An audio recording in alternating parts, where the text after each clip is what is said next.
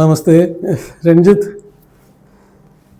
Level 2ഉം level 3യും കൂടി ഒരു വീഡിയോയിലാണ് പറഞ്ഞത്. കുറച്ച് ഷോർട്ടാക്കി പറഞ്ഞു. കുറേ സമയം ആളുകൾക്ക് അത് കേട്ടിരിക്കാനുള്ള ക്ഷമ ഉണ്ടാവണമല്ലോ. അപ്പോൾ അതുകൊണ്ട് ലെവൽ 2 ലെവൽ 3 സെപ്പറേറ്റ് വീഡിയോ ആണ് ഒരു വീഡിയോയിലാണ് ചെയ്തത്. ലെവൽ 2 ലെവൽ 3 ലെവൽ 1 അത് ഒരു പരിധി പറയാവുന്നൊരളവിൽ നമുക്കത് പബ്ലിക്കലി പറയാൻ പറ്റുള്ളൂ. അതുകൊണ്ടാണ് ക്ലാസ്സിൽ ഇതൊരു നിഗൂഢ ശാസ്ത്രമാണല്ലോ.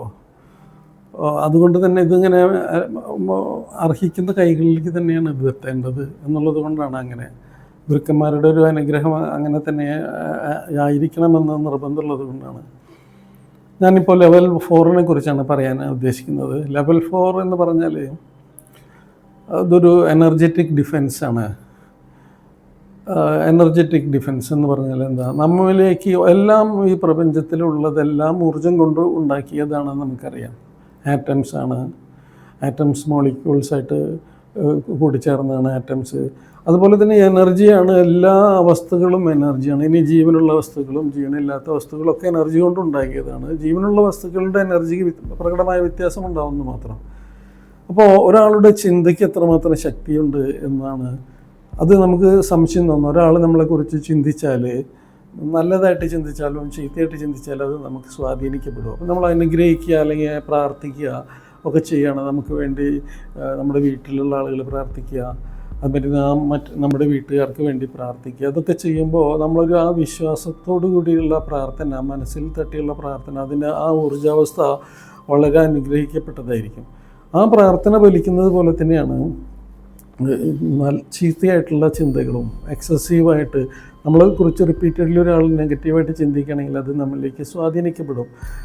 ഇത് തന്നെയാണ് ബ്ലാക്ക് മാജിക് പോലെയുള്ള ചില കാര്യങ്ങൾ മറ്റുള്ളവർക്ക് ദോഷമുണ്ടാക്കാനായിട്ട് ചില ചിത്രശക്തികളെ കൂട്ടുപിടിച്ചുകൊണ്ട് അയക്കുക. ഇത് പഴയ സമ്പ്രദായവും പഴയ അന്ധവിശ്വാസമാണെന്ന് വിചാരിക്കുന്നവരുണ്ട്. നിങ്ങളിത് പഠിക്കാൻ വരുമ്പോൾ നിങ്ങൾക്കത് വ്യക്തമായിട്ട് മനസ്സിലാക്കും. അപ്പോൾ നമ്മിലേക്ക് കടന്നു വരുന്ന ചീത്തയായിട്ടുള്ള അറിഞ്ഞും അറിയാതെയൊക്കെ ഈ ചിന്ത, അവർ നമ്മളെ ഒരു എനർജറ്റിക് അറ്റാക്ക് ചെയ്യണമെന്ന് ഉദ്ദേശിച്ചിട്ടായിരിക്കില്ല. ഒരു പെസിമിസ്റ്റിക് ആയിട്ടുള്ള ഒരു തോട്ട് മതി. വീട്ടിലുള്ള ഒരാൾ തന്നെ ഇതൊന്നും നടക്കാൻ പോകണില്ല, ഈ ഒരു കാര്യം നമ്മൾ ചെയ്യുന്നതിനെ എതിർത്ത് അല്ലെങ്കിൽ അത് നടക്കില്ല എന്നുള്ള ചിന്ത അവരുടെ ഉള്ളിൽ അത് പ്രകടമായി ചിന്ത, അത് വെറുതെ ആവശ്യമില്ലാത്ത പണമൊക്കെ ചിലവാക്കി അതൊക്കെ ചെയ്തിട്ട് ഒരു കാര്യമില്ല എന്നുള്ള നിരന്തരമായ ചിന്ത, വീട്ടുകാരുടെ വേവലാതി സ്വാധീനിക്കപ്പെടും. അപ്പം നമുക്ക് എന്ത് ചെയ്യണം? നമുക്കൊരു ഡിഫെൻസ് വേണം അല്ലേ?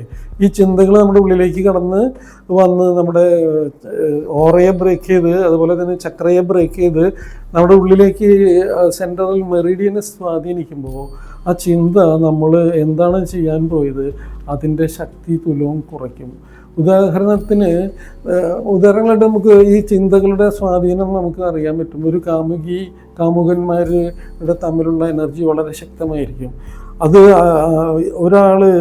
ഒരു കാമുകിയെ, ഒരു പെൺകുട്ടിയെ ഇഷ്ടപ്പെടാൻ വേണ്ടിയിട്ട് തീവ്രമായ ഇച്ഛാശക്തി അദ്ദേഹത്തിൽ നിന്നിങ്ങനെ പ്രകടമായി വന്നുകൊണ്ടിരിക്കണം. ആ ചിന്ത വന്നുകൊണ്ടിരിക്കുമ്പോൾ അറിയാതെ എനർജി ആ പെൺകുട്ടിയിലേക്ക് കടന്നു ചെന്ന് അവരുടെ ചക്രകളെ മാനിപ്പുലേറ്റ് ചെയ്യും. നല്ലത് ആയാലും ചീത്തയായാലും അത് മാനിപ്പുലേറ്റ് ചെയ്യാന്ന് പറഞ്ഞാൽ അതിനെ ഇപ്പോൾ കൂടിച്ചേരേണ്ടത് തന്നെ കൂടിച്ചേരുക എന്നുള്ളതാണല്ലോ. അങ്ങനെ നമുക്ക് 100% നല്ല കാര്യം അങ്ങനെ പറയാൻ പറ്റില്ലെങ്കിലും ഈ സ്വാധീനങ്ങൾ ഉണ്ടാക്കുക എന്നുള്ളതേ പറഞ്ഞുള്ളൂ. അല്ലെങ്കിൽ ഒരു കടയിൽ ചെന്നാൽ അവിടുത്തെ സാധനങ്ങൾ മാക്സിമം മേടിക്കണമെന്നാണ് ആ കടക്കാരൻ്റെ ചിന്ത ഉണ്ടാവുക, ഓണറിൻ്റെ ചിന്ത ഉണ്ടാവുക. അതുപോലെ തന്നെ അദ്ദേഹം അവിടെ ഉണ്ടാവണമെന്ന് നിർബന്ധമില്ല. ഈ ജോലിക്കാരുടെ ഉത്തരവാദിത്വം എന്താണ്? മാക്സിമം സെയിൽസ് നടത്തുക എന്നുള്ളതാണ്. അപ്പോൾ അതിനുള്ളൊരു ടാർഗറ്റുകൾ. അപ്പോൾ ഇവരുടെയൊക്കെ ഒരു ഇച്ഛ ഓരോരുത്തർ വരുമ്പോഴും ഇത് തന്നെയായിരിക്കും അവരുടെ ചിന്ത. ഇവർക്ക് അപ്പോൾ ഈ എനർജി സ്റ്റാർട്ട് ചെയ്യും അവരുടെ ഓറയിലേക്ക്, അവരുടെ ചക്രയിലേക്ക്. അത് സ്വാധീനിക്കപ്പെടുകയും അവരതിന് വശംവദരാകുകയും ചെയ്യും, സ്വാധീനിക്കപ്പെടുകയും ചെയ്യും. ഈ എല്ലാ മേഖലകളിലും ഇങ്ങനെ സ്വാധീനങ്ങളുണ്ടാകും. ഇപ്പോൾ നമ്മുടെ ഫിസിക്കൽ ബോഡിക്ക് നമുക്കൊരു ആപത്തില്ലാതിരിക്കാനായിട്ട്, ഒരു മുറിവ്, എന്തെങ്കിലും ഒരു സാഹസ പ്രവർത്തനങ്ങൾ നാം ചെയ്യാൻ പോകുമ്പോൾ നമുക്ക് നമ്മുടെ ഫിസിക്കൽ ബോഡിയെ പ്രൊട്ടക്റ്റ് ചെയ്യാനായിട്ട് പ്രത്യേക ചില നിയമങ്ങളും നിറങ്ങളും ഉപയോഗിച്ചുകൊണ്ട് നമുക്ക് ചുറ്റുമായിട്ടൊരു കവചം ഉണ്ടാക്കാനായിട്ട് സാധിക്കും. ആർക്കും അത് കാണാനൊന്നും സാധിക്കില്ല, പ്രത്യേക പരിശീലനമുള്ള ആളുകൾക്ക് മാത്രമേ കാണാനായിട്ട് സാധിക്കുള്ളൂ. ആ പ്രോഗ്രാം ചെയ്യുമ്പോൾ നമുക്കല്ലാതെ അല്ലെങ്കിൽ അത് ഹീലർക്കല്ലാതെ മറ്റാർക്കും അത് അഴിച്ചു മാറ്റാനോ റീപ്രോഗ്രാം ചെയ്യാനോ സാധിക്കാത്ത രീതിയിലാണ് അത് ചെയ്യുക. അത് മറ്റുള്ളവർക്ക് കണ്ടുപിടിക്കാത്ത രീതിയിൽ അതിനെ ചെയ്യാനായിട്ട് സാധിക്കും. നമുക്കെതിരെ പ്രവർത്തിക്കുന്ന ഒരാൾ വേറൊരു തിന്മയായിട്ട് എനർജിയെ നമ്മളിലേക്ക് അയക്കുമ്പോൾ അത് നമ്മുടെ അവർക്ക് അത് അയക്കുന്ന ആൾക്ക് മനസ്സിലാവും ഒരു ഷീൽഡ് ഉണ്ട്, അപ്പോൾ അതിനെ ബ്രേക്ക് ചെയ്യാനുള്ള മെത്തേഡ് അവർ ഉപയോഗിക്കും. അപ്പോൾ അതുപോലും ഒരു ഷീൽഡ് ഇട്ടുണ്ട് എന്നറിയാതെ അത് അയച്ചാൽ നമ്മുടെ ശരീരത്തിലേക്ക് ഛിദ്രശക്തികൾ നമ്മളിലേക്ക് കടന്നു വരാതെ ഇരിക്കാനായിട്ട് നമുക്ക്, അപ്പോൾ ഫിസിക്കൽ ബോഡിക്ക് നമുക്കിടാം. നമ്മളൊരു വീഴ്ചയിലോ എന്തെങ്കിലും ബുദ്ധിമുട്ടൊക്കെ ഉണ്ടാകുമ്പോൾ അതിന് പരിക്കുകളോ അധികം ഇല്ലാതെ സംരക്ഷിക്കാനായിട്ട് ആ ഊർജ്ജ കവചം നമ്മെ സഹായിക്കും. അത് വ്യത്യസ്തമായ നിറങ്ങളാണ്, വ്യത്യസ്തമായ രീതിയിലാണ് അത് ചെയ്യേണ്ടത്. അത് ക്ലാസ്സിൽ നിന്ന് ഈ 4ാമത്തെ ലെവലിൻ്റെ കാര്യം നമ്മളാണ്. 4th ലെവലിൽ എനർജറ്റിക് ഡിഫെൻസ്, അതായത് സൈക്കിക് അറ്റാക്കുകൾ, മറ്റുള്ളവരുടെ ചിന്തകൾ, മറ്റുള്ളവരുടെ നമ്മളെ സ്വാധീനിച്ച് നമ്മുടെ ഊർജ്ജമണ്ഡലത്തെയും നമ്മയും അതിലേക്ക് സ്വാധീനിച്ച് കൊണ്ടുപോകുന്നതിന് ഡിഫെൻസ് ചെയ്യാനായിട്ട്.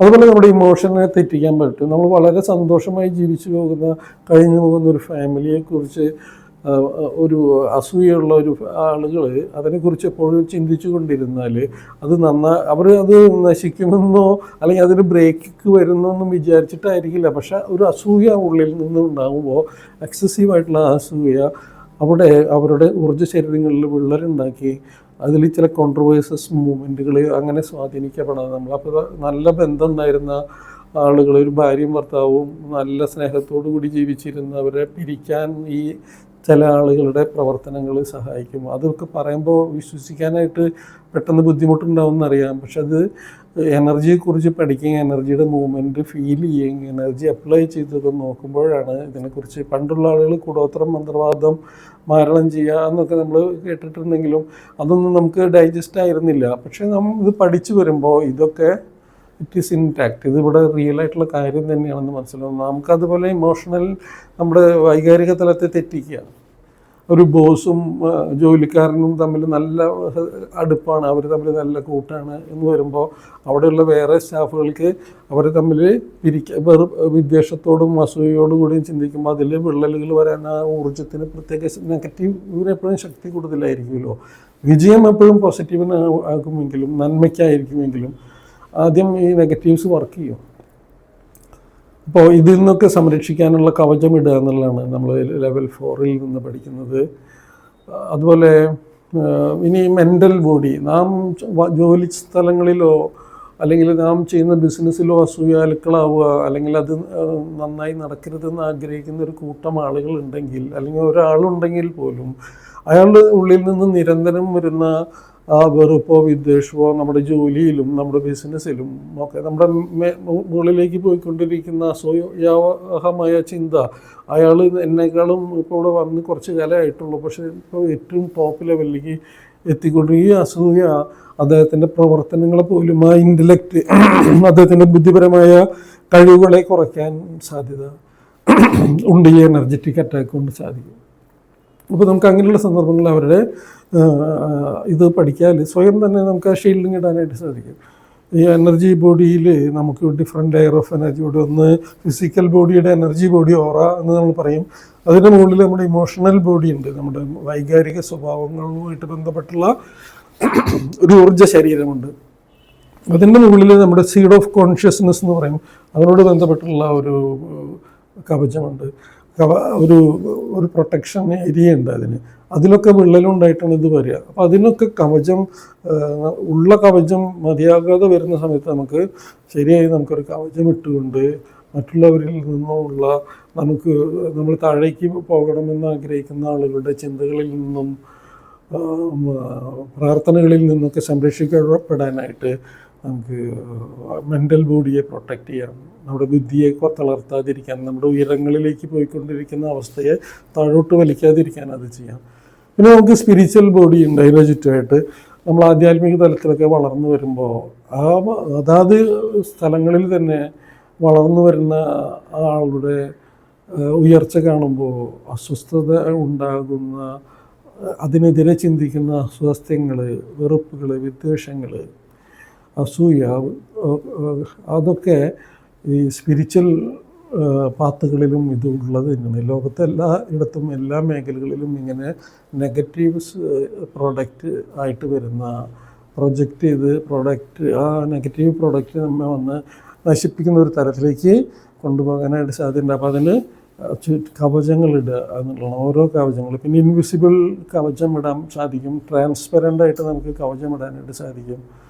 ഇതൊക്കെ നല്ല രീതിക്ക് വേണ്ടി മാത്രമാണ് ഇത് നാം ചെയ്യുള്ളൂ എന്നുള്ള പ്രതിജ്ഞയോട് കൂടിയാണ് നമ്മളിത് പഠിക്കുക. ഈ ശക്തി ഉപയോഗിച്ചുകൊണ്ട് തിന്മയ്ക്ക് വേണ്ടി ഉപയോഗിക്കുകയാണെങ്കിൽ അദ്ദേഹത്തിൻ്റെ ജീവിതം പിന്നീട് ഒരിക്കലും ഒരു വർഷങ്ങളെടുക്കും അയാൾക്ക് ആ കർമ്മബാധ്യതയിൽ നിന്ന്.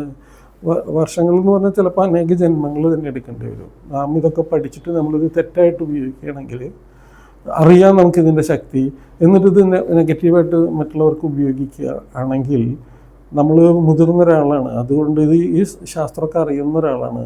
ആ മറ്റുള്ളവർക്ക് അത് ചെയ്താൽ നാം ഒരു വലിയ ആൾ തെറ്റ് ചെയ്തതുപോലെ, ഒരു കുട്ടി ചെയ്തതുപോലെ, ഒരാൾ വെറുതെ ഒരാളെ കുറിച്ച് എക്സസീവ് മെൻ്റൽ ക്രിറ്റിസിസം ചെയ്തു, അയാൾക്ക് അത് അയാൾക്ക് അറിയില്ല, ഇത് അറ്റാക്കായിട്ട് വരുന്ന അയാൾക്ക് അറിയാത്ത കുട്ടിയുടെ ഭാവത്തിലാണ്. മറ്റേത് ഇത് അറിഞ്ഞ ഒരാൾ, ഈ കാര്യങ്ങളൊക്കെ അറിയുന്ന മികവുള്ള ഒരു ഉത്തമ പുരുഷനാണ്. അപ്പോൾ അദ്ദേഹം അത് തെറ്റായിട്ട് പ്രയോഗിക്കുകയാണെങ്കിൽ ആ മെച്യൂർഡായിട്ടുള്ള ഒരാൾ അങ്ങനെ ചെയ്യാൻ പാടില്ലാത്തത് കൊണ്ട് തന്നെ പ്രകൃതി നമുക്കെതിരെ ആഞ്ഞ് അടിക്കും എന്നുള്ള കാര്യത്തിൽ ഒരു തർക്കവുമില്ല. ഇതൊക്കെ പഠിക്കുമ്പോൾ ഇതിനെ ജീവിതത്തിലെ മേന്മകൾക്ക്, മറ്റുള്ളവരെ നമ്മുടെ ചുറ്റുപാടുള്ള ആളുകളുടെ മേന്മകൾക്ക് വേണ്ടി കവചം ഇടാൻ വേണ്ടി മാത്രമായിട്ട് ഇത് പഠിക്കുക. ഇതിൽ വ്യത്യസ്തമായ കാര്യങ്ങൾ പഠിക്കാറുണ്ട്. വളരെ വിശേഷപ്പെട്ട അത്ഭുതകരമായ പല അറിവുകളും ഇതിൽ നിന്ന് ലഭ്യമാകും. അപ്പോൾ നിങ്ങൾക്ക് ഇത് പഠിക്കാനായിട്ടുള്ള അവസരം ഉള്ള സ്ഥലത്ത് പഠിക്കുക. അല്ലെങ്കിൽ ഇവിടെ തൃശ്ശൂർ എൻ്റെ ട്രെയിനിങ് സെൻറ്ററിൽ ഞാൻ ഈ കോഴ്സുകളിങ്ങനെ പ്രോഗ്രാം ചെയ്ത് ഓരോ ഷെഡ്യൂൾ ചെയ്ത് എടുക്കുന്നുണ്ട്. അപ്പോൾ അത് നിങ്ങൾക്ക് പഠിക്കാനുള്ള അവസരമുണ്ട്. പക്ഷേ ഇത് പഠിക്കണമെങ്കിൽ അതിൻ്റെ പ്രീ റിക്വസ്റ്റ് കോഴ്സുകൾ പഠിക്കണം. ലെവൽ 1, ലെവൽ 2, ലെവൽ 3 കഴിഞ്ഞാലേ 4th ലെവൽ പഠിക്കാൻ പറ്റുള്ളൂ. കാരണം അത് പഠിച്ചാലേ ഇത് പഠിപ്പിക്കുള്ളൂ എന്നല്ല ഇതിനർത്ഥം. അത് അറിഞ്ഞാലേ 1ാം ക്ലാസ്സിൽ പഠിച്ചാലേ 2ാം ക്ലാസ്സിലേക്ക് നമുക്ക് പോകാൻ പറ്റുള്ളൂ. ആ അറിവോട് കൂടിയാണ് നമ്മൾ കടന്നു വരിക. അല്ലെങ്കിൽ നമുക്ക് 2ാം ക്ലാസ്സിലൊന്നും മനസ്സിലാവില്ല. അപ്പോൾ 2ാം ക്ലാസ്സിൽ പഠിച്ചാലേ 3ാമത്തെ ക്ലാസ്സിൽ നമുക്ക് പറ്റുള്ളൂ. 3ാമത്തെ ക്ലാസ്സിൽ സൈക്കോളജിക്കൽ എലമെൻറ്റുകൾ, എൻറ്റിറ്റീസിനെ കുറിച്ച് പഠിച്ചാലേ 4ാമത്തെ നമുക്ക് അതിൻ്റെ ഹയർ ലെവലിലേക്ക് നമുക്ക് പോകാൻ പറ്റുള്ളൂ എന്നുള്ളത് കൊണ്ട് ഈ കോഴ്സുകൾ കഴിഞ്ഞാലാണ് അത് പഠിക്കാൻ പറ്റുക. Okay, thank you. വീഡിയോ അധികം നീളം കൂട്ടാനാകാത്തത് കൊണ്ട് നമസ്തേ.